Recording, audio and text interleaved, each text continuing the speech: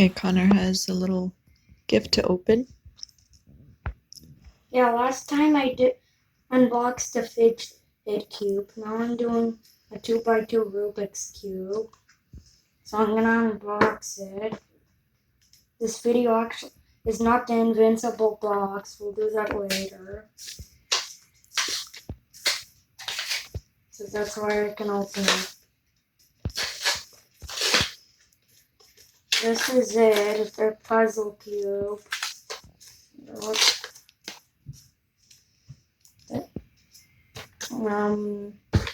This is the Comes solved. Alright. Huh?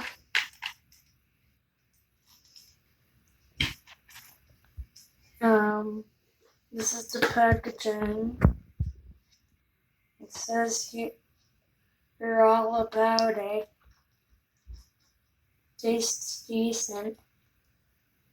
No one didn't prove it says right here.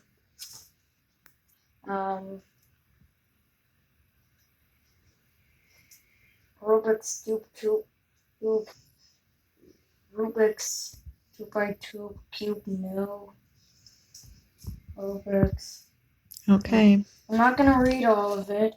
Well, this is the cube. Cool. Bye-bye.